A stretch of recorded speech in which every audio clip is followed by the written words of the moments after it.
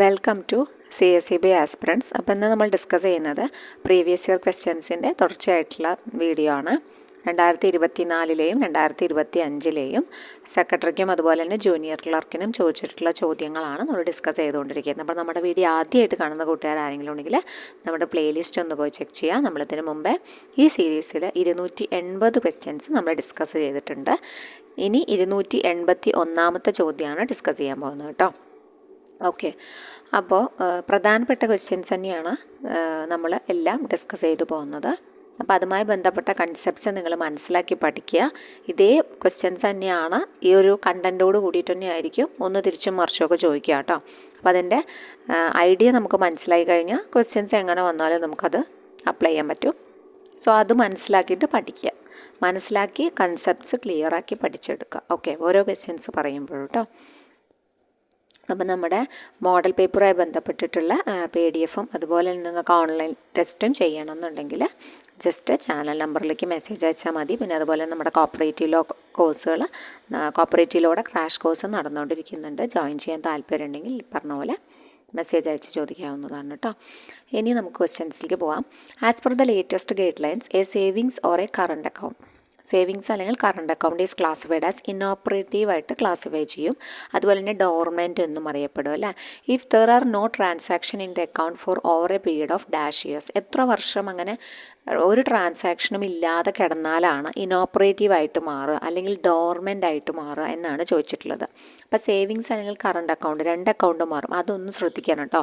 Savings ആണോ current ആണോ മാറുക ചോദിച്ചു കഴിഞ്ഞാൽ സേവിങ്സും മാറും കറണ്ടും മാറും. ഓക്കെ, ഇനോപ്പറേറ്റീവായിട്ട് കിടന്നു. പിന്നെ FDസിൽ പിന്നെ നമ്മൾ അങ്ങോട്ടൊന്നും അടയ്ക്കുന്നില്ലല്ലോ. FD ഒരു ഫിക്സഡ് പീരിയഡിന് നമ്മൾ ഇടുകയാണ്. അപ്പോൾ പിന്നെ അതുകൊണ്ട് തന്നെ അവിടേക്ക് പ്രത്യേകിച്ച് നമ്മൾ അടയ്ക്കുന്നൊന്നുമില്ല. അതുകൊണ്ട് തന്നെ സേവിങ്സും കറണ്ടും എന്താണ് ഒരുപോലെ ഇനോപ്പറേറ്റീവും ഡോർമെൻറ്റും ആവും കേട്ടോ.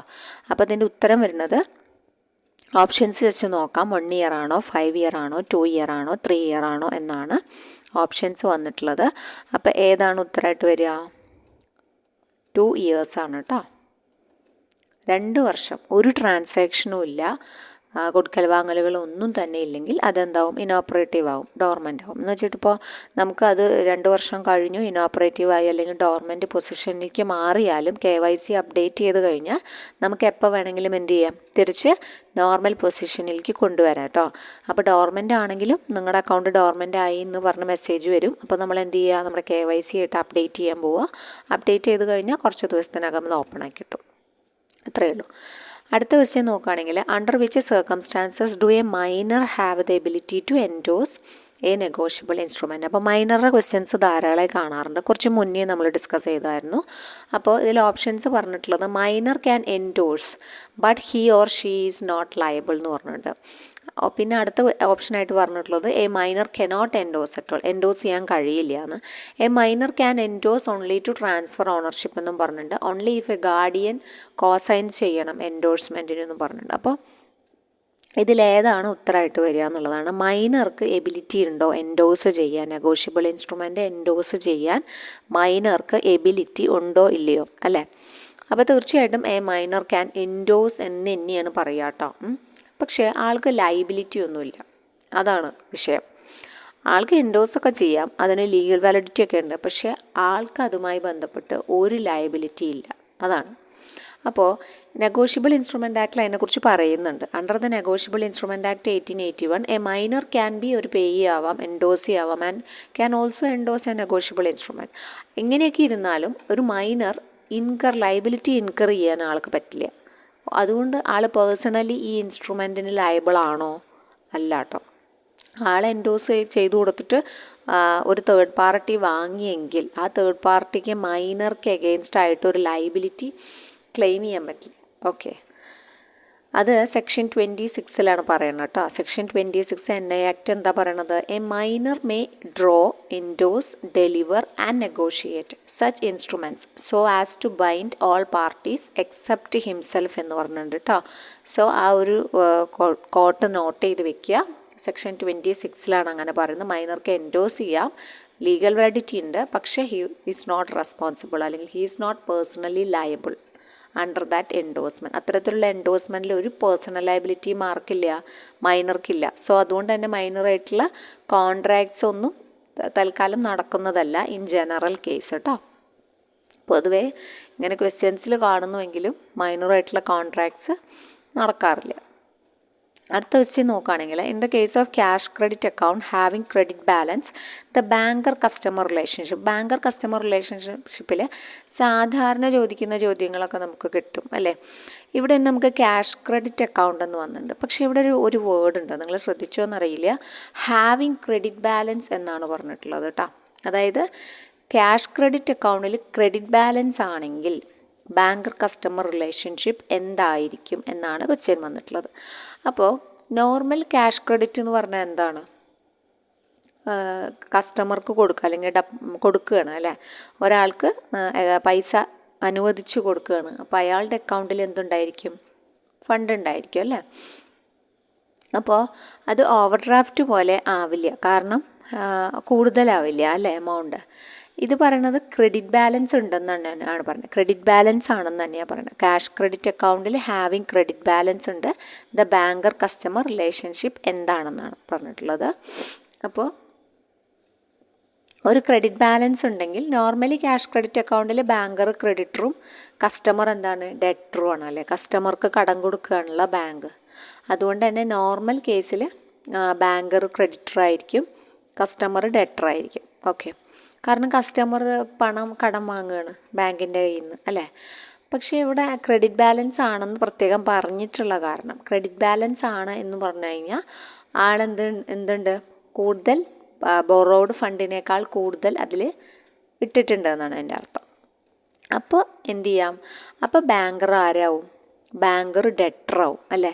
കസ്റ്റമർ ആരാവും? ക്രെഡിറ്ററാവും. അതുകൊണ്ട് തന്നെ ഇവിടെ ഓപ്ഷൻ ബി ആണ് ഉത്തരമായിട്ട് വരിക കേട്ടോ. നിങ്ങൾക്ക് ക്ലിയർ ആയെന്ന് എനിക്ക് അറിയില്ല. നിങ്ങൾ മനസ്സിലായില്ലെങ്കിൽ ജസ്റ്റ് ഒന്ന് കമൻറ്റ് ചെയ്യൂ കേട്ടോ. നമുക്ക് അടുത്ത സീരീസിൽ അതിനെക്കുറിച്ച് ഒന്നുകൂടി ഡിസ്കസ് ചെയ്യാം. ഓക്കെ, അപ്പോൾ നോർമലി ഇൻ ക്യാഷ് ക്രെഡിറ്റ് അക്കൗണ്ടിൽ നോർമൽ കേസിൽ വരുമ്പം എങ്ങനെയാണ്? ക്രെഡിറ്റർ ഡെറ്റർ ആയിരിക്കും. നോർമൽ ബാങ്കും കസ്റ്റമറും വരുമ്പോൾ നോർമൽ കേസിൽ. ഇവിടെ ക്രെഡിറ്റ് ബാലൻസ് ആയതുകൊണ്ട് തന്നെ ബാങ്കർ ആരായി? ഡെറ്ററായി, കസ്റ്റമർ ക്രെഡിറ്ററായി. ഓക്കെ, ഇനി അടുത്ത ക്വസ്റ്റ്യൻ നോക്കുകയാണെങ്കിൽ, a cheque is defined under section dash of dash act. ഇത് നിങ്ങൾക്ക് അറിയാവുന്നതാണ്, നമ്മൾ പഠിച്ചിട്ടുള്ളതായിരിക്കും. ചെക്കിൻ്റെ ഡെഫിനിഷൻ PBC എന്ന് പറഞ്ഞ് നമ്മൾ ഓർക്കാറുണ്ട്. P for promissory note, B for bill of exchange and C for എന്താണ്? ചെക്കാണ് അല്ലേ. അപ്പോൾ അതുകൊണ്ട് തന്നെ PBC എന്ന് പറഞ്ഞ് ഓർക്കുമ്പം നമ്മൾ 4, 5, 6 എന്ന് പറഞ്ഞിട്ടാണ് പഠിക്കുക അല്ലേ. അപ്പോൾ അത് NI ആക്റ്റിലെ 6 ആണെന്ന്, ജസ്റ്റ് ഇൻസ്ട്രുമെൻറ്റ്സ് ആണല്ലോ. അപ്പോൾ അതുകൊണ്ട് തന്നെ അത് നെഗോഷ്യബിൾ ഇൻസ്ട്രുമെൻ്റ് ആക്റ്റ് ആണെന്ന് നിങ്ങൾക്ക് അറിയുന്നുണ്ടായിരിക്കും. ഓക്കെ, അത് എളുപ്പമുള്ള ചോദ്യമായിരുന്നു കേട്ടോ. ഓക്കെ, 283 നമ്മൾ മാർക്ക് ചെയ്തു. Okay, next, bankers lien is different from ordinary lean as it is. അതും നല്ലൊരു ക്വസ്റ്റ്യൻ ആണ് കേട്ടോ. Bankers lien is an implied pledge എന്ന് എല്ലാവരും അറിയാം. ബാങ്കറിന് ലീൻ ഒരു ഇംപ്ലൈഡ് പ്ലഡ്ജ് ആണെന്ന് നമുക്കറിയുന്ന കാര്യമാണ്. സോ അത് എളുപ്പമാണ്. അപ്പോൾ ബാങ്കറുടെ ലീൻ ഒരു ഇംപ്ലൈഡ് പ്ലഡ്ജ് മാത്രമല്ല, അതൊരു ജനറൽ ലീൻ കൂടിയാണ് അല്ലേ. രണ്ടും ഉണ്ടല്ലോ, അതിൽ ഇംപ്ലൈഡ് പ്ലഡ്ജും ഉണ്ട്, ജനറൽ ലീനും ഉണ്ട്, രണ്ടും ഉണ്ട്. ബാങ്കേഴ്സ് ലീൻ ഒരു ഓർഡിനറി ലീൻ പോലെ. അപ്പോൾ ഓർഡിനറി ലീൻ നിന്നും വിഭിന്നമായി അതൊരു ജനറൽ ലീനുമാണ്, ഇംപ്ലൈഡ് പ്ലഡ്ജുമാണെന്നാണ് പറയുന്നത്. അപ്പോൾ ഇതിൻ്റെ ഉത്തരമായിട്ട് വരിക രണ്ടും ആണെന്നുള്ള ഒരു കൺസെപ്റ്റിലാണ് ഇത് എടുക്കുക. അപ്പോൾ എന്താണ് ഈ ലീൻ എന്ന് പറഞ്ഞു കഴിഞ്ഞാൽ? ലീൻ എന്ന് പറഞ്ഞു കഴിഞ്ഞാൽ, അല്ലെങ്കിൽ ബാങ്കേഴ്സ് ലീൻ എന്ന് പറഞ്ഞാൽ എന്താണ്? ജനറലായിട്ട് ലീൻ എന്ന് പറഞ്ഞു കഴിഞ്ഞാൽ, ഇപ്പം നമ്മൾ ഒരാൾക്ക് ഒരു പൈസ കടം കൊടുക്കാണ്ട്, അല്ലെങ്കിൽ എന്തെങ്കിലും നമ്മളൊരു വർക്ക് ചെയ്യാൻ കൊടുത്തു. അപ്പോൾ വർക്ക് ചെയ്യാൻ കൊടുത്തു കഴിഞ്ഞാൽ നമ്മൾ പേയ്മെൻറ്റ് നൽകിയാൽ മാത്രമേ അവർ നമുക്ക് എന്ത് ചെയ്യുള്ളൂ? ആ വർക്ക് തരുള്ളൂ അല്ലേ. അപ്പോൾ ഒരു സ്റ്റിച്ചിങ് ആണെങ്കിൽ പോലും ഒരു സ്റ്റിച്ചിങ് ചെയ്യുന്ന ടൈലർ എന്ത് ചെയ്യും? നമ്മൾ പൈസ കൊടുത്തില്ലെങ്കിൽ ആൾ ആ സാധനം അവിടെ തടഞ്ഞു വയ്ക്കും. അത് ഓൾസോ ഒരു ലീനാണ് അല്ലേ. അപ്പോൾ അതുപോലെ തന്നെ അത് എല്ലാ കേസിലും അങ്ങനെ തന്നെ. അപ്പോൾ ബാങ്കർക്കുമുണ്ട് അത്തരത്തിലുള്ള ലീന്, ഒരു അധികാരമാണത്. നമ്മൾ പേയ്മെൻറ്റ് നടത്തിയാൽ അൺടിൽ ദ കസ്റ്റമർ റീപേസ്, അപ്പം മാത്രമേ എന്തുള്ളൂ ആ സാധനം കിട്ടുള്ളൂ. അത് തന്നെയാണ് ബാങ്കിൻ്റെ കേസ്. അപ്പോൾ general lean under section 171 of the Indian contract act ആണ് പറഞ്ഞത്. പ്രത്യേകം നോട്ട് ചെയ്യണം കേട്ടോ. ഇന്ത്യൻ കോൺട്രാക്റ്റ് ആക്ട് ആണ് പറയുന്നത് ഈ ലീനിനെ സംബന്ധിച്ചിട്ടുള്ളത്. 1872 ആണ് അതിൻ്റെ വർഷം വരുന്നത്. Bankers enjoy general lien enjoy ചെയ്യുന്നുണ്ട്. അതായത് ദ ബാങ്ക് ക്യാൻ റീറ്റെയിൻ, ബാങ്കിന് റീറ്റെയിൻ ചെയ്യാൻ പറ്റും ഏത് ഗുഡ്സും സർവീസസും അല്ലെങ്കിൽ സെക്യൂരിറ്റീസും of the customer in its possession until the customer repays all dues.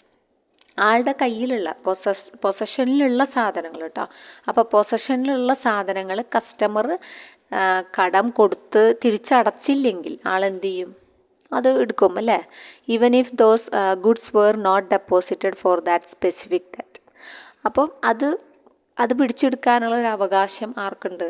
ബാങ്കർക്കുണ്ട്. അതാണ് ഈ ജനറൽ ലീൻ എന്ന് പറയുന്നത്. ഇംപ്ലൈഡ് പ്ലഡ്ജ് എന്ന് പറഞ്ഞു കഴിഞ്ഞാൽ the banker lien is also concerned and implied pledge mean the bank has the right to sell ചെയ്യാൻ പറ്റും proper notice കൊടുത്തിട്ട്. അതാണ് പറഞ്ഞത്. അതായത് ജനറൽ ലീൻ എന്ന് പറഞ്ഞാൽ പിടിച്ചു വയ്ക്കാനുള്ള അവകാശം മാത്രമാണ് പറഞ്ഞത്. പക്ഷേ ബാങ്കർക്ക് ഒരു ഇംപ്ലൈഡ് പ്ലഡ്ജും കൂടിയുണ്ട്. ആ പ്ലഡ്ജ് ഒരു ഇംപ്ലൈഡാണ്, അതിൻ്റെ ഉള്ളിൽ ഒളിഞ്ഞു കിടക്കുക, അല്ലെങ്കിൽ അതിൻ്റെ ഉള്ളിലുള്ളതാണ്, ഇംപ്ലൈഡാണ്. അതായത് ഈ ബാങ്കർക്ക് പിടിച്ചെടുത്ത സാധനം വിറ്റിട്ട് right to sell after giving proper notice കൊടുക്കും. അത് നമുക്കറിയാമല്ലേ. പ്രോപ്പർ നോട്ടീസ് കൊടുത്തിട്ട് വിറ്റിട്ട് അതിൽ നിന്നും പണം ബാങ്കിന് എത്ര കിട്ടാനുണ്ടോ അത് ഈടാക്കാനുള്ളൊരു അവകാശം ബാങ്കിനുണ്ട്. സോ അതിനെയാണ് ഇംപ്ലൈഡ് പ്ലഡ്ജ് എന്ന് പറയുക കേട്ടോ. എപ്പോൾ മാത്രമേ ഇതൊക്കെ നടക്കുള്ളൂ? If the customer fails to pay. Customer കടം വാങ്ങി തിരിച്ചടവ് മുടങ്ങിയാൽ മാത്രമേ പറ്റുള്ളൂ കേട്ടോ. അല്ലാതെ നേരെ പോയിട്ട് ലോൺ എടുത്ത ആളുടെ മുതലെടുത്ത് പിടിച്ച് വിൽക്കാൻ പറ്റുമോ? പറ്റില്ല. അയാൾ അടച്ചുകൊണ്ടിരിക്കുകയാവും. അപ്പോൾ ബാങ്കിന് നല്ല ലാഭമല്ലേ. അപ്പോൾ അതുകൊണ്ട് ബാങ്ക് വിൽക്കാനൊന്നും പോവില്ല. തിരിച്ചടവ് മുടങ്ങി കഴിഞ്ഞാൽ മാത്രമേ ബാങ്ക് പിടിച്ചെടുക്കാനും വിൽക്കാനും ഒക്കെ പോകുള്ളൂ കേട്ടോ. അപ്പോൾ അതുകൊണ്ട് തന്നെ ഇവിടെ ഉത്തരമായിട്ട് വരിക എന്താണ്? Bankers lien is a general ലീനുമാണ്, ഇംപ്ലൈഡ് പ്ലഡ്ജുമാണെന്ന് ഓർത്തിരിക്കുക. ഇനി നെക്സ്റ്റ് ക്വസ്റ്റ്യനിലേക്ക് പോവുകയാണെങ്കിൽ, a customer of the bank deposited with the bank certain securities like a bonds for collection of interest. One of his loan account has become NPA. Can the bank exercise its right of lien എന്ന് ചോദിച്ചിട്ടുണ്ട്. ഒരു customer ബാങ്കിൽ എന്ത് ചെയ്യുന്നുണ്ട്? കുറച്ച് securities deposit ചെയ്തിട്ടുണ്ട്. Like bonds for collection of ഇൻട്രസ്റ്റിന് bonds ആണ് കേട്ടോ. ആളുടെ ഒരു അക്കൗണ്ട്, ലോൺ അക്കൗണ്ട് NPA ആയി മാറി. Okay. Can the bank exercise its right of lien എന്നാണ് ചോദിച്ചിട്ടുള്ളത്. ബാങ്കിന് ആ റൈറ്റ് ഓഫ് ലീൻ വെച്ചിട്ട്, കാരണം റൈറ്റ് ഓഫ് ലീൻ ഉണ്ടെന്ന് ഇപ്പോൾ നേരത്തെ നമ്മൾ പറഞ്ഞുവല്ലോ. ഓക്കെ. എന്ത് വേണമെങ്കിൽ പിടിച്ചെടുക്കാം, എന്ത് വേണമെങ്കിൽ തിരിച്ചടയ്ക്കാം എന്നൊക്കെ പറഞ്ഞു, നമ്മൾ വിൽക്കും എന്നൊക്കെ പറഞ്ഞു. അപ്പം അങ്ങനെയാണെങ്കിൽ ബാങ്കിന് ഈ ബോണ്ട് എടുത്തിട്ട് ഈ NPA അക്കൗണ്ടിലേക്ക് അടയ്ക്കാൻ പറ്റുമോ എന്നാണ് ചോദ്യം. Yes, as the account has become NPA debt is due എന്ന് പറഞ്ഞിട്ടുണ്ട്. No, the bank cannot exercise right against securities എന്ന് പറഞ്ഞിട്ടുണ്ട്. No, as securities have been received for a particular purpose and thus right of lien is not available എന്ന് പറഞ്ഞിട്ടുണ്ട്. None of the above എന്ന് പറഞ്ഞിട്ടുണ്ട്. അപ്പോൾ ഇതിൻ്റെ കേസ് നമ്മൾ just ആ ഒരു ക്വസ്റ്റ്യന് അധിഷ്ഠിതമായ ഒരു കേസ് ഉണ്ടാവില്ല. അപ്പോൾ അതാണ് നമ്മൾ മനസ്സിലാക്കേണ്ടത് അല്ലേ. അപ്പോൾ ഇവിടെ ഉത്തരമായിട്ട് വരുന്ന എന്താണ്? നോ, പറ്റില്ല. Securities have been received for a particular purpose and thus right of lien is not available. അപ്പോൾ ലീൻ ഉണ്ടെന്നും ജനറൽ ലീൻ ഉണ്ടെന്നും സ്പെഷ്യൽ ലീൻ ഉണ്ടെന്നും ഒക്കെ നമ്മൾ പഠിച്ചു. അപ്പം ഏതൊക്കെ കേസിൽ ഇല്ല എന്നും കൂടി നമ്മൾ പഠിക്കണം അല്ലേ. എല്ലാ കേസിലും ബാങ്കിന് ഓടിപ്പോയിട്ട് മുതൽ വിട്ടിട്ട് കാശ് എടുക്കാനൊന്നും പറ്റില്ല. ഓക്കെ. അപ്പോൾ ഇവിടെ പറയുന്നത് securities have been received for a particular പർപ്പസിനുള്ള സെക്യൂരിറ്റീസ് ആണെങ്കിൽ അവിടെ റൈറ്റ് ഓഫ് ലീൻ അവൈലബിൾ അല്ല എന്ന് പറഞ്ഞിട്ടുണ്ട്. സോ അതാണ് ഇവിടെ കറക്റ്റ് ആൻസർ ആയിട്ട് വരേണ്ടത് കേട്ടോ. ഓക്കെ. ഈ ക്വസ്റ്റ്യൻ ഒന്ന് നോട്ട് ചെയ്ത് വെച്ചോളൂ. ഇങ്ങനത്തെ ക്വസ്റ്റ്യൻസ് ആണ് ചോദിക്കുക. അപ്പോൾ നമുക്ക് നോക്കാം ഏതൊക്കെ കേസിൽ എന്തൊക്കെയാണെന്ന് നോക്കാം. അപ്പോൾ ലീൻ എന്താണ്? Lean cannot be exercised on assets. Lean എന്താണെന്ന് നമ്മൾ കഴിഞ്ഞ ക്വസ്റ്റ്യനിൽ നമ്മൾ ഡിസ്കസ് ചെയ്തു അല്ലേ. പിടിച്ചു വയ്ക്കാനുള്ള ഒരു അവകാശം. Cannot be exercised on assets, അല്ലെങ്കിൽ തിരിച്ചു പിടിച്ച് കയ്യിൽ വയ്ക്കുക. ബാങ്കിന് കിട്ടാനുള്ള പൈസയുടെ മുതൽ പിടിച്ചു വയ്ക്കുക. അപ്പോൾ exercised on asset securities that are entrusted to the bank for specific purpose. In this case customer deposited securities bond ഇൻട്രസ്റ്റിന് വേണ്ടിയിട്ട് സ്പെസിഫിക് പർപ്പസിന് അല്ലെങ്കിൽ ജനറൽ സെക്യൂരിറ്റിക്ക് വേണ്ടിയിട്ട് ഇട്ട സാധനങ്ങൾ എന്ത് ചെയ്യാൻ പറ്റില്ല, അവർക്ക് പിടിച്ചെടുക്കാൻ പറ്റില്ല എന്ന് പറയുന്നത്. Under section 171 of Indian contract act പറഞ്ഞിട്ടുണ്ട്. എന്താ പറഞ്ഞിട്ടുള്ളത്? Bankers lien is not applicable where goods and securities are given for specific പർപ്പസിന് അവൈലബിൾ അല്ല എന്ന് പറഞ്ഞിട്ടുണ്ട് സെക്ഷൻ 171. അപ്പോൾ നമുക്ക് നോക്കാം ഏതൊക്കെ കേസിലാണ് ഇതിനൊരു എക്സെപ്ഷണൽ കേസ് ഉണ്ടല്ലോ, അതാണ് ഇപ്പോൾ ഈ നമ്മൾ കണ്ട കേസ്. അപ്പോൾ അതുപോലെ ചില എക്സെപ്ഷണൽ കേസിൽ ബാങ്കർക്ക് ലീന് പ്രയോഗിക്കാൻ പറ്റാത്ത കേസുകളുണ്ട്. അതേതൊക്കെയാണെന്ന് നോക്കാം. ഒന്നാമത്തെ case securities goods given four A specific purpose. ഒരു പ്രത്യേക ആവശ്യത്തിന് വേണ്ടി കൊടുത്ത സെക്യൂരിറ്റീസ് അല്ലെങ്കിൽ കൊടുത്ത ഗുഡ്സ് ആവാം, എന്തുമാവാം. അപ്പോൾ അത് എന്ത് ചെയ്യാൻ പാടില്ല, ഒരു NPA വന്നു അല്ലെങ്കിൽ ഒരു എന്തെങ്കിലും വന്നു അതുമൂലം എടുത്ത് അതിന്ന് റിക്കവർ ചെയ്തെടുക്കാമെന്ന് വിചാരിക്കാൻ പറ്റില്ല. ഇഫ് കസ്റ്റമർ ഡെപ്പോസിറ്റ് ഡോക്യുമെൻറ്റ്സ് ആവാം, സെക്യൂരിറ്റീസ് ആവാം, ഗുഡ്സ് ആവാം, ഫോർ എ ലിമിറ്റഡ് പർപ്പസ് അല്ലെങ്കിൽ സ്പെസിഫിക് പർപ്പസ് എന്തിനെങ്കിലും ആവാം. സേഫ് കസ്റ്റഡിയിൽ വെക്കാനോ അല്ലെങ്കിൽ കളക്ഷൻ ഓഫ് ഇൻട്രസ്റ്റിനോ ട്രാൻസ്മിഷനോ എന്തിനെങ്കിലും കൊടുത്തതാണെങ്കിൽ അവിടെ ലീൻ ഉപയോഗിക്കാൻ പാടില്ല, പ്രയോഗിക്കാൻ പാടില്ല എന്ന് പറഞ്ഞിട്ടുണ്ട്. സോ ഈ ഓരോ കേസുകളും നിങ്ങൾ പഠിച്ചിരിക്കണം. ഈ കേസുകൾ ഓരോ കേസ് തന്നെയാണ് ക്വസ്റ്റ്യനായിട്ട് വരിക കേട്ടോ. അടുത്തത് പറഞ്ഞ് safe custody of articles safe കസ്റ്റഡിയിൽ കൊടുത്തിട്ടുണ്ട്. ബാങ്കിനെ വിശ്വസിച്ചിട്ട് ഗോൾഡ് ആവാം അല്ലെങ്കിൽ മുദ്രപത്രങ്ങളാവാം, അതായത് ആധാരങ്ങളാവാം, അല്ലെങ്കിൽ ഡോക്യുമെൻറ്റ്സ് ആവാം. ലോക്കറിൽ സേഫ് ഡെപ്പോസിറ്റ് ബോക്സിലോ എങ്ങനെ വേണമെങ്കിൽ കൊണ്ടു കൊടുക്കാം. പക്ഷേ അതെന്താണ്, സെക്യൂരിറ്റി ആയിട്ട് വെച്ചതല്ല. അവർ കസ്റ്റഡിയിൽ ആർട്ടിക്കിൾസ് സേഫ് കസ്റ്റഡിയിൽ കൊടുത്തിട്ടുള്ള സാധനങ്ങളാണ്. അപ്പോൾ അതുകൊണ്ട് തന്നെ അതിനെന്തില്ല, ലീനില്ല. എന്നാൽ ഒരു ആധാരം ഇതിൻ്റെ കൂടെ വെച്ചിട്ടുണ്ട്, ലോണിൻ്റെ കൂടെ ആധാരം വെച്ചിട്ടുണ്ടെങ്കിൽ ആധാരം എടുത്തൂടെ, ആധാരം എടുക്കാം. ഇത് പറയുന്നത് സേഫ് കസ്റ്റഡി ആയിട്ടുള്ള വെച്ചിട്ടുള്ള സാധനങ്ങൾ തൊടാൻ പാടില്ല എന്നാണ് കേട്ടോ. പിന്നെ ട്രസ്റ്റ് അക്കൗണ്ട് ഇത് എടുക്കാൻ പാടില്ല, പ്രത്യേകം ഇമ്പോർട്ടൻ്റ് ആണ്. ട്രസ്റ്റ് അക്കൗണ്ടും ജോയിൻ്റ് അക്കൗണ്ടും ഇവിടെ വളരെ ഇമ്പോർട്ടൻ്റ് ആണ് കേട്ടോ. ട്രസ്റ്റ് അക്കൗണ്ട് കാരണം ഇഫ് ദ ബാങ്ക് ഈസ് അതൊരു തേർഡ് പാർട്ടി അക്കൗണ്ടാണ്. സോ അതുകൊണ്ട് തന്നെ അതിലെന്ത് ചെയ്യാൻ പാടില്ല, ലീൻ ആപ്ലിക്കബിൾ അല്ല കേട്ടോ.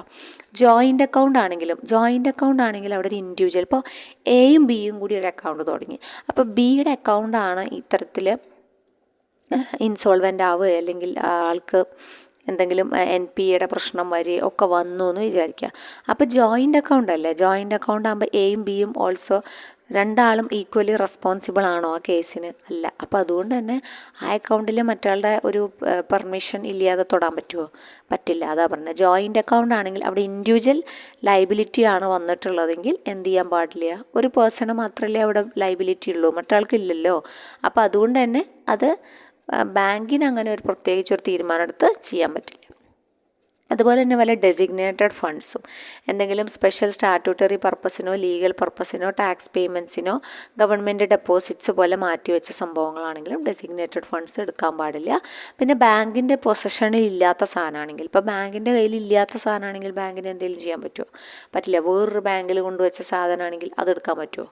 അത് പറ്റില്ല. അപ്പോൾ അതും അതാണ് നോ പൊസഷൻ ബൈ ബാങ്കിന് പറ്റാത്ത അല്ലെങ്കിൽ കിട്ടാൻ പറ്റാത്ത സ്ഥിതിയിലുള്ള സാധനങ്ങളാണെങ്കിലും എടുക്കാൻ പറ്റില്ല. അത് അത്ര ഇമ്പോർട്ടൻ്റ് അല്ല. ഇമ്പോർട്ടൻ്റ് ആയത് ജോയിൻ്റ് അക്കൗണ്ട് ഇമ്പോർട്ടൻ്റ് ആണ്, ട്രസ്റ്റ് അക്കൗണ്ടും സേഫ് കസ്റ്റഡി ആർട്ടിക്കിൾസും securities goods given for specific purpose. ഈ 4 കേസ് മോസ്റ്റ് ഇമ്പോർട്ടൻ്റ് ആണ്. സോ ഈ 4 കേസും ഒന്ന് നോട്ട് ചെയ്ത് വെച്ചോളൂ കേട്ടോ. മറ്റേത് എസ്സേയിൽ കിടക്കുന്നുണ്ട്, അപ്പോൾ അതുകൊണ്ട് ജസ്റ്റ് നമ്മൾ എടുത്തു എന്നേ ഉള്ളൂ കേട്ടോ. അപ്പോൾ അടുത്തത് നോക്കാം, നമുക്ക് അടുത്ത ക്വസ്റ്റ്യൻ നോക്കാം. അപ്പോൾ ഇങ്ങനത്തെ ക്വസ്റ്റ്യൻസാണ് നിങ്ങൾ നോട്ട് ചെയ്ത് വെച്ച് പഠിക്കേണ്ടത് കേട്ടോ. എ ഡ്രാഫ്റ്റ് ഒരു ലോസ്റ്റ് ആയി, അത് നല്ല ക്വസ്റ്റ്യൻ ആണ്. A draft is lost and purchased and wants to stop payment of the draft എന്നാണ് ചോദിച്ചിട്ടുള്ളത്. നമ്മളിപ്പോൾ DD എടുക്കില്ലേ, ഡ്രാഫ്റ്റ് എടുത്തു, പക്ഷേ അതെന്ത് ചെയ്തു, അത് മിസ്സായി നമ്മുടെ, അല്ലെങ്കിൽ അത് കീറിപ്പോയി, അല്ലെങ്കിൽ ഡാമേജ് ആയി, ഓക്കെ, അല്ലെങ്കിൽ കള്ളം കെട്ടുകൊണ്ടുപോയി, അല്ലെങ്കിൽ എങ്ങനെയെങ്കിലും പോയി, അങ്ങനെ പോയി എന്ന് വയ്ക്കുക. അപ്പോൾ എന്തുണ്ടാവും എന്നാണ്, സ്റ്റോപ്പ് പേയ്മെൻറ്റിന് പർച്ചേസർ വാണ്ട്സ് ടു സ്റ്റോപ്പ് പേയ്മെൻറ്റിന് കൊടുക്കാൻ പറ്റുമോ? The request can be accepted എന്ന് ഓപ്ഷൻ എയിൽ പറഞ്ഞിട്ടുണ്ട്. എന്നാൽ ഓപ്ഷൻ ബിയിൽ പറഞ്ഞിട്ടുള്ള ബാങ്ക് കനോട്ട് സ്റ്റോപ്പ് പേയ്മെൻറ്റ് കൊടുക്കാൻ പറ്റില്ല, since it's a promissory note എന്ന് പറഞ്ഞിട്ടുണ്ട്. Draft is also a bill of exchange പോലെ തന്നെയാണ്.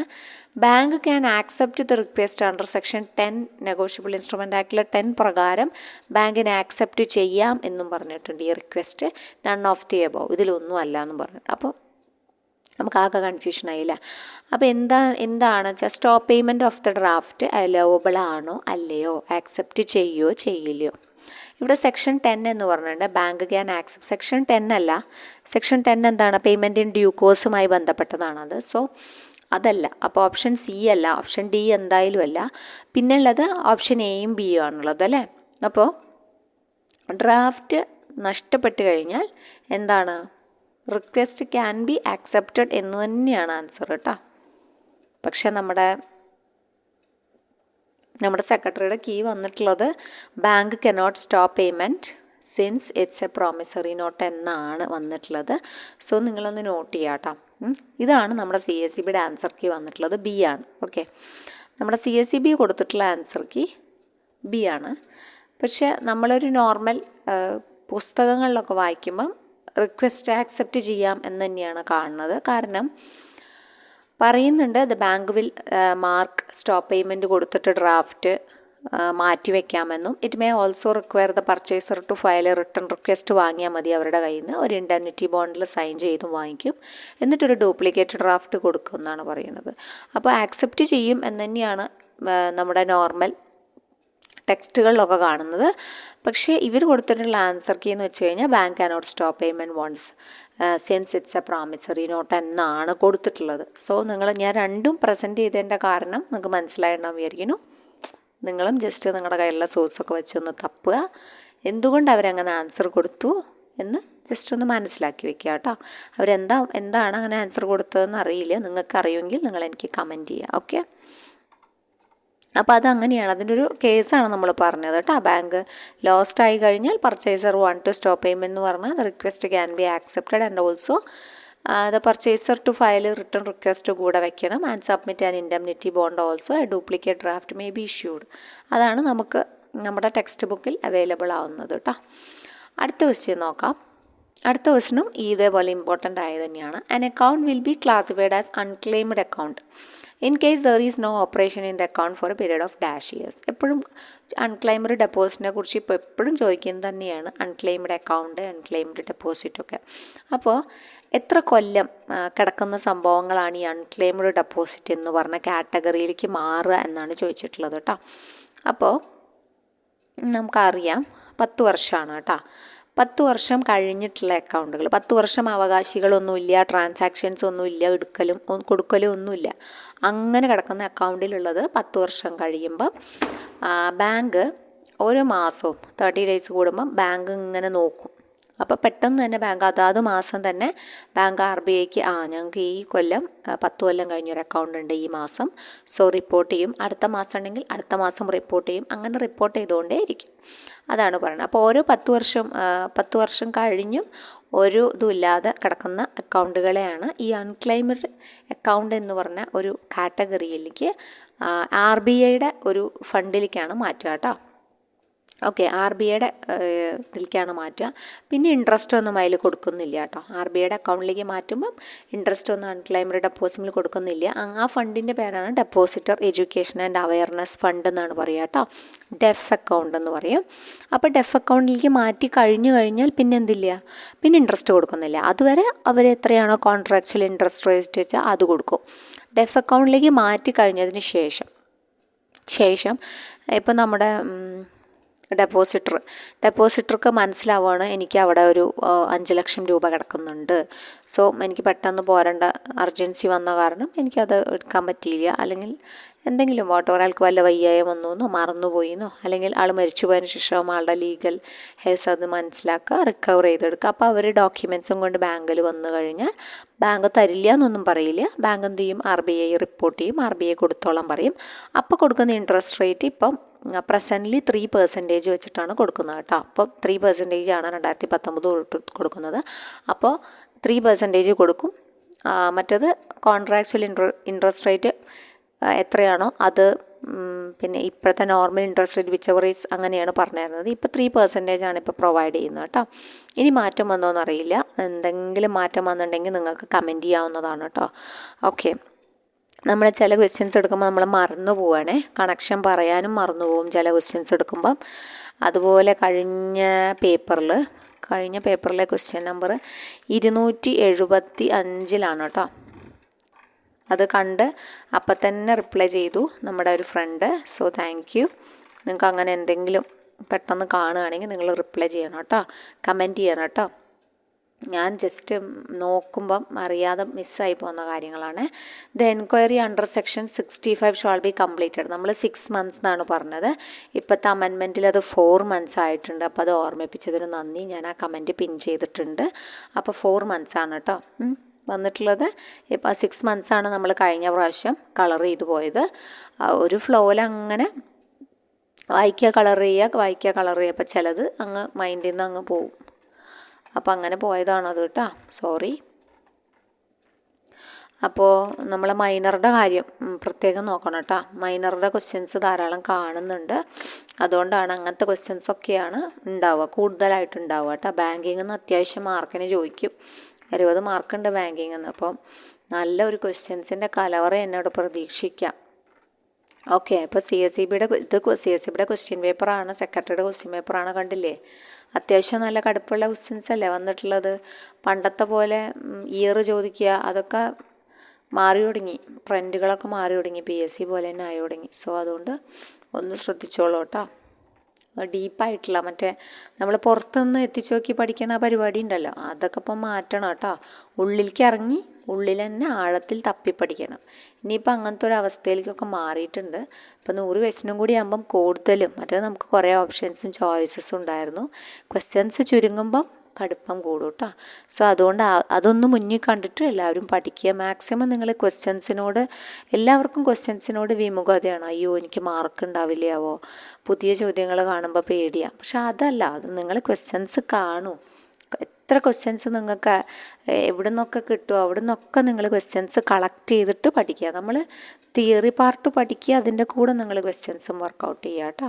എത്രത്തോളം ക്വസ്റ്റ്യൻസ് നിങ്ങൾക്ക് കണ്ടെത്താൻ പറ്റുമോ അത്രത്തോളം ക്വസ്റ്റ്യൻസ് കണ്ടെത്തി നിങ്ങളതിന് ഒരു കറക്റ്റും ഓരോ ക്വസ്റ്റ്യൻസ് കാണുമ്പോഴും ഐഡിയ മനസ്സിലാക്കി തെറ്റേത് ശരിയേതെന്ന് വേർതിരിച്ചെടുക്കാനുള്ള ഒരു മൈൻഡ് സെറ്റിലേക്ക് വരണം. അപ്പോൾ നമുക്ക് എക്സാം പേപ്പറിൽ ഇത്ര ടെൻഷൻ ഉണ്ടാവില്ല. ഓക്കെ, മറ്റേ നമ്മൾ പഠിച്ച കാര്യങ്ങൾ തന്നെ നമുക്ക് കിട്ടാതെയാവുന്നത് ഈ സ്ട്രെസ്സ് കാരണമാണ്. ഓക്കെ, ഇത് എളുപ്പമുള്ള ഇതാണ്. സോ നമ്മളിവിടെ കറക്റ്റ് ആൻസർ തന്നെ കൊടുത്തിട്ടുണ്ട്, അത് നമ്മൾ കട്ട് ചെയ്തില്ല. അപ്പോൾ മിസ്റ്റർ എ ഈസ് അഡ്ജഡ്ജഡ് ആസ് ഇൻസോൾവൻ്റ് ആയി മിസ്റ്റർ എ. അപ്പോൾ he maintains the following accounts in your bank എന്ന് പറഞ്ഞിട്ടുണ്ട്. അറിയാം, ഇൻസോൾവൻ്റ് ആയി കഴിഞ്ഞാൽ പിന്നെ എത്ര അക്കൗണ്ട് ഉണ്ട് എന്നൊന്നുമില്ല അല്ലേ. എല്ലാ അക്കൗണ്ടും എന്താണ് സ്റ്റോപ്പ് ചെയ്യും. അതാണ് ഇവിടെ ചോദിച്ചിട്ടുള്ളത് കേട്ടോ. ഇൻസോൾവൻ്റ് ആയിക്കഴിഞ്ഞാൽ ആൾക്ക് എത്ര അക്കൗണ്ട് ഉണ്ടെങ്കിലും operation will be stopped in all the 3 accounts അല്ലേ. അത് തന്നെയാണ് ഉത്തരം. കാരണം പിന്നെ അവിടെ ചർച്ചയൊന്നുമില്ല. ഇൻസോൾവൻ്റ് ആയാൽ ആളുടെ എല്ലാ അക്കൗണ്ടുകളും ഓപ്പറേഷൻസും സ്റ്റോപ്പ് ചെയ്യപ്പെടും. ഓക്കെ, പിന്നെ ഈ ഇൻസോൾവൻറ്റിൻ്റെ കേസിൽ കുറച്ച് ക്വസ്റ്റ്യൻസ് ഇതുപോലെ കാണുന്നുണ്ട് കേട്ടോ. ഇൻസോൾവൻറ്റിൻ്റെ കേസിൽ, അതായത് ഇപ്പം ഇൻസോൾവൻ്റ് അഡ്മിനിസ്ട്രേറ്ററെ നിയമിക്കുന്നതും അതുമായി ബന്ധപ്പെട്ട ക്വസ്റ്റ്യൻസാണ് പറഞ്ഞിട്ടുള്ളത്. അപ്പോൾ അഡ്മിനിസ്ട്രേറ്ററുടെ ഒരു അധികാരങ്ങളെ കുറിച്ചിട്ടൊക്കെ ക്വസ്റ്റ്യൻസ് കാണാറുണ്ട്. അപ്പോൾ ആ ഭാഗത്തുനിന്ന് നല്ല ക്വസ്റ്റ്യൻസ് കുറച്ചും കൂടിയൊക്കെ പ്രതീക്ഷിക്കാം എന്ന് തോന്നുന്നു. അപ്പം ഇനി നമുക്ക് നെക്സ്റ്റ് ക്വസ്റ്റ്യൻ നോക്കുകയാണെങ്കിൽ അതും ഇതേപോലെ ഒരു വല്ലാത്ത ക്വസ്റ്റ്യനല്ല, എളുപ്പമാണ്. പക്ഷേ നമ്മൾ പറയില്ല 2 ധ്രുവങ്ങളിൽ നിന്ന് ചിന്തിക്കാം എന്നുള്ള പോലെ. ടേം ഡെപ്പോസിറ്റ് മച്യൂർ ചെയ്തു 14/8/2022 കേട്ടോ. അതൊരു പബ്ലിക് ഹോളിഡേ ആയിരുന്നു. ഓക്കെ, അത് കഴിഞ്ഞ് 15/8/2022 happens to be another public holiday since it is Independence Day ആയിരുന്നു. ഓക്കെ, അതങ്ങനെയും പോയി. The branch was open from 16th ആണ്. Branch 16th to 20th August 2022 വരെ ബ്രാഞ്ച് തുറന്നിട്ടുണ്ട്. പക്ഷേ ദ അക്കൗണ്ട് ഹോൾഡർ വരുന്നത് 22ാം തീയതിയാണ്. Okay, for closure of the deposit close ചെയ്യാൻ വരുന്നത് 22ാം തീയതിയാണ്. ഇൻട്രസ്റ്റ് ഏത് വരെ കൊടുക്കും എന്നാണ്, പെയ്ഡ് അപ് ടു ടു ആണ് കേട്ടോ. ഏതുവരെ ഏത് ഡേറ്റ് വരെ ഇൻട്രസ്റ്റ് കൊടുക്കും എന്നാണ് ഇവിടെ ക്വസ്റ്റ്യൻ വന്നിട്ടുള്ളത്. ഇവിടെയും അതെ, രണ്ട് അഭിപ്രായം. അതായത് CSEBയുടെ ആൻസർ കീ ഒന്നാണ്, നമുക്ക് ഒരു വായിക്കുമ്പോൾ നമുക്ക് തോന്നുന്ന ആൻസർ കീ ഉണ്ടല്ലോ, ഒരു ജസ്റ്റ് നമ്മൾ ബുക്ക് വെച്ച് നോക്കുമ്പോൾ. അപ്പോൾ ഞാൻ രണ്ടും നിങ്ങളുടെ മുമ്പിൽ പ്രസൻറ്റ് ചെയ്യണം. നിങ്ങൾക്ക് എതിരഭിപ്രായം ഉണ്ട്, നിങ്ങൾക്ക് അതിനെക്കുറിച്ച് എന്തെങ്കിലും വ്യക്തമായ ധാരണ ഉണ്ടെങ്കിൽ ഇത് എന്തുകൊണ്ട് വന്നു എന്ന്, ഈ ആൻസർ എന്തുകൊണ്ട് കൊടുത്തു എന്നുണ്ടെങ്കിൽ ജസ്റ്റ് കമൻറ്റ് ചെയ്യണം കേട്ടോ. ഓക്കെ, നിങ്ങളും വായിക്കുന്ന കുട്ടികളാണ്, അങ്ങനെ വായിച്ചുകൊണ്ടിരിക്കണം, അപ്പോഴേ നമുക്ക് ഡൗട്ടുകൾ ഉണ്ടാവുള്ളൂ. അപ്പോൾ ഇവിടെ 14ൻ്റെ കാര്യം പറയണ്ട, 14/8/2022. അപ്പോൾ എപ്പോഴും പറയുന്നുണ്ട്, ഒരു ഡെപ്പോസിറ്റ് മെച്യൂർ ആയി കഴിഞ്ഞാൽ ഹോളിഡേയിലാണെങ്കിൽ, ഫോൾസ് ഓൺ എ ഹോളിഡേ ആണെങ്കിൽ the depository is entitled to interest at the applicable rate till the preceding working day എന്നാണ് പറയുന്നത് അല്ലേ, അല്ലെങ്കിൽ date of payment whichever is earlier, ഏതാണോ ആദ്യം വരുന്നത് അത് എന്ന് പറഞ്ഞിട്ടുണ്ട്. ഓക്കെ, അങ്ങനെയാണ് പറഞ്ഞിട്ടുള്ളത്. അപ്പോൾ ഇവിടെ ആൻസർ കൊടുത്തിട്ടുള്ളത്, CSEB ആൻസർ കൊടുത്തിട്ടുള്ളത് 14/8 കേട്ടോ. 14/8 വരെ കൊടുത്താൽ മതി എന്നാണ് CSEB പറഞ്ഞിട്ടുള്ളത്. CSEBയുടെ ആൻസർ കീയിൽ 14/8/2022 എന്ന് പറയണു. ഓക്കെ, അപ്പോൾ നമുക്ക് സംശയം തോന്നാവുന്നത് 21 വരെ കൊടുക്കണ്ടേ എന്നുള്ളതാണ് കേട്ടോ. അപ്പം നിങ്ങൾ കമൻറ്റ് ചെയ്യുക, നിങ്ങൾക്ക് എന്തെങ്കിലും അതിനെക്കുറിച്ച് ധാരണയുണ്ടെങ്കിൽ ഒന്ന് കമൻറ്റ് ചെയ്യുക. അപ്പോൾ എനിക്കും ബാക്കിയുള്ള എല്ലാ കുട്ടികൾക്കും ഉപകാരപ്രദമാണ്, അതിനെക്കുറിച്ച് വാലിഡായിട്ട് എന്തെങ്കിലും അറിയുമെങ്കിൽ. ഓക്കെ, അപ്പം നമ്മൾ വിചാരിക്കുന്നത് എന്താ വെച്ചാൽ 14/8 വരെ കൊടുത്താൽ മതിയോ, 15 പബ്ലിക് ഹോളിഡേ ആണല്ലോ.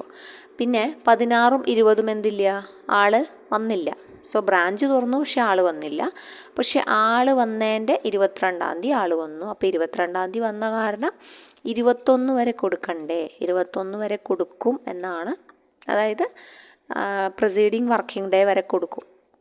Proceeding working day or the date of payment എന്ന് പറഞ്ഞിട്ടുണ്ട്, വിച്ച് എവർ ഈസ് ഏർലിയർ എന്നാണ് പറഞ്ഞിട്ടുള്ളത്. അപ്പോൾ അങ്ങനെ കൊടുക്കണ്ടേ, അപ്പോൾ 21 അല്ലേ ഉത്തരം എന്നും ഉള്ളൊരു അഭിപ്രായം ഉണ്ട് കേട്ടോ. സോ ഈ രണ്ട് അഭിപ്രായം നിങ്ങൾ മനസ്സിൽ വയ്ക്കുക, നിങ്ങൾ രണ്ടിനെക്കുറിച്ചും ചിന്തിക്കുക. ഓക്കെ, അപ്പോൾ CSEBയുടെ ചില ആൻസർ കീകൾ അങ്ങനെ ആയിരിക്കും. അപ്പോൾ നമ്മൾ ജസ്റ്റ് ചിന്തിച്ച് മനസ്സിലാക്കുക. അതുകൊണ്ടാണ് 2 നമ്മൾ മാർക്ക് ചെയ്തിട്ടുള്ളത്. 2 നിങ്ങൾ ശ്രദ്ധിച്ച് വായിച്ച് വയ്ക്കുക. ഓക്കെ, അതിനെക്കുറിച്ച് നിങ്ങൾ ഒന്ന് വായിച്ച് വയ്ക്കുക കേട്ടോ.